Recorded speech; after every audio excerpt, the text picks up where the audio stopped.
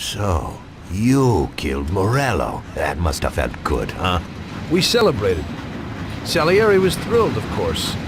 We ran the whole town, practically, and there seemed to be an end to the bloodshed. For a while, I felt like a king, until I came to a realization. If a regular guy like me could kill the most powerful man in the city, what good was all his power? Hell, if he hadn't been so powerful, he'd probably still be alive. It seemed to me that no matter how strong someone was, there was always somebody stronger to take them out. So where did that intuitive thought take you? Greediness is bullshit.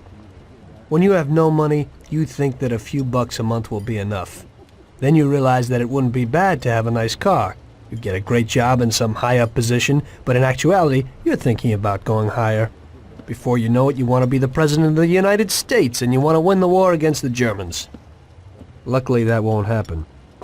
Plus, the whole strategy of watching other people's backs has one basic flaw.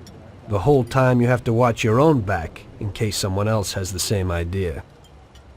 So I thought to myself that maybe I ought to change my priorities a little. Great Bible story. Laugh it up. You know where it got me in the end. This. Who is it? It's from 1920. The old man is Don Pepone. The two younger ones are Salieri and Morello.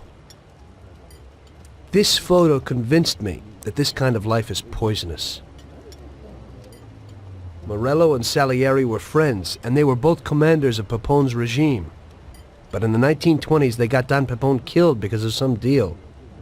Strangely enough, Salieri still admires the guy now.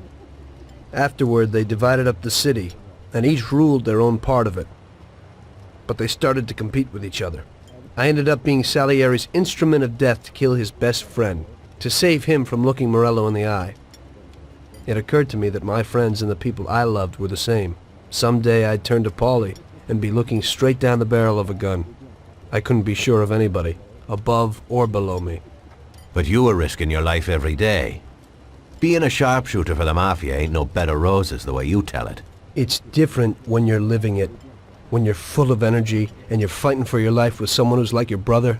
You're just two soldiers who know what needs to be done, and it all depends on your ability to survive. It's a war. The constant feeling that you can't even trust your best friend is terrible.